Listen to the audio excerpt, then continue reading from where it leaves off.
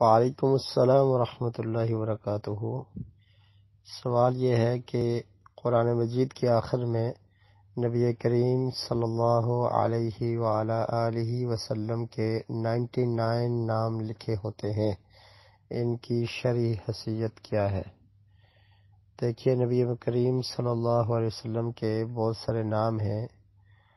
اس کے بارے میں احادیث کی کتابوں میں صحیح بخاری میں ایک روایت ہے کہ پیارے رسول صلی اللہ علیہ وسلم نے ارشاد فرمایا، ان لی اسماء، کہ بے شک میرے نام ہیں، انا محمد و انا احمد و انا الماحی الذی یمحو اللہ بی الکفر، کہ میرا نام محمد ہے اور میں احمد ہوں اور میں ماحی ہوں، جس کا مطلب ہے کہ اللہ تعالیٰ کفر کو مٹائے گا میری وجہ سے۔ وَأَنَا الْحَاشِرُ، اور میں حاشر ہوں۔ حاشر کا مطلب ہے کہ جس کے قدموں پر لوگوں کو جمع کیا جائے گا قیامت کے دن۔ اور پھر فرمایا وَأَنَا الْعَاقِبُ، کہ میں عاقب ہوں، جس کا مطلب ہوتا ہے کہ الَّذِي لَيْسَ بَعْدَهُ أَحَدٌ، کہ نبی کریم صلی اللہ علیہ وسلم کے بعد کوئی نبی نہیں آنے والا۔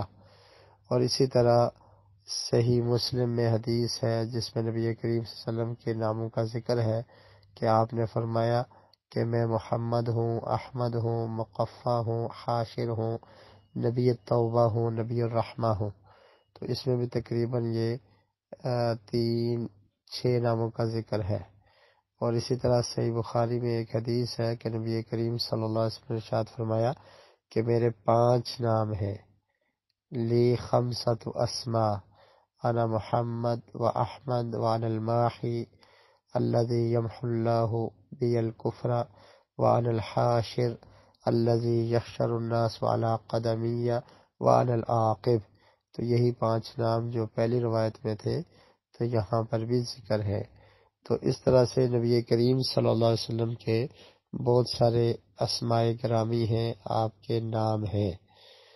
اور ناموں کے بارے میں بہت سارے علماء نے کتابیں بھی لکھی ہیں۔ نبی کریم صلی اللہ علیہ وسلم کے ناموں کو جمع کیا گیا ہے، اور کچھ نے اپنی کتابوں میں ابواب یعنی چیپٹر قائم کیے ہیں نبی کریم صلی اللہ علیہ وسلم کے ناموں کے حوالے سے کہ آپ کے یہ اسماء گرامی تھے۔ ناموں میں اختلاف کی وجہ ایک یہ ہے کہ قرآن مجید میں اللہ رب العالمین نے جو بھی اوصاف، جو صفات آقا علیہ السلام کی بیان کی ہیں، تو بعض علماء نے ان تمام کو نام سمجھ لیا، جس کی وجہ سے وہ تعداد بڑھتی چلی گئی۔ اور دیگر علماء کرام یہ کہتے ہیں کہ وہ اسماء نہیں ہیں، وہ نام نہیں ہیں، بلکہ وہ نبی کریم صلی اللہ علیہ وسلم کی صفات ہیں، اوصاف ہیں، جیسا کہ قرآن مجید میں اللہ رب العالمین نے ارشاد فرمایا، انا ارسلناک شاہدا و مبشرا و نذیرا۔ اب شاہد، مبشر، نذیر، سراج منیر، یہ اللہ کے رسول کے اوصاف ہیں۔ اگر ان کو صفات سمجھا جائے تو پھر یہ ناموں میں نہیں شمار ہوں گے، اور بعض علماء نے ان کو بھی نام سمجھ رکھا ہے۔ تو اس طرح سے بہت سارے اسماء گرامی نبی کریم صلی اللہ علیہ وسلم کے موجود ہیں۔ اس میں صرف اتنا خیال کرنا چاہیے کہ جن ناموں کا ذکر احادیث میں آ گیا اور جو نام ثابت ہیں نبی کریم صلی اللہ علیہ وسلم کے بارے میں، ان کو ماننا، ان پر یقین رکھنا یہ ضروری ہے۔ اور ایسے نام کہ جن کا ثبوت ہی نہیں ہے، جس کی کوئی اصل نہیں ہے کتاب و سنت میں، خود سے بنا دیا گیا ہو یا خود سے آپ کی اسماء میں اس کو شامل کر دیا گیا ہو، اس پر کوئی دلیل نہ ہو، تو پھر یہ بات درست نہیں ہے، اس کو نہیں مانا جائے گا۔ تو نبی کریم صلی اللہ علیہ وسلم کے جو نام کسی جگہ پر بھی لکھے ہوں، ان میں دیکھنا یہ پڑے گا کہ کیا یہ نام ثابت ہیں۔ قرآن میں اللہ رب العالمین نے نبی کریم صلی اللہ علیہ وسلم کے نام محمد کا ذکر کیا ہے، اسی طرح احادیث میں ناموں کا ذکر موجود ہے۔ تو جو نام قرآن و سنت سے ثابت ہوں گے ان کو مانا جائے گا۔ بعض لوگوں نے اضافہ کیا ہے اور 1000 تک بھی نام جمع کیے ہیں اپنی کتابوں میں، تو اس میں بہت سارے ایسے نام ہیں جس کے بارے میں کوئی ثبوت نہیں ملتا۔ تو قرآن مجید کے آخر میں بھی جو 99 نام لکھے گئے ہیں تو یہ تمام کے تمام ثابت نہیں ہیں۔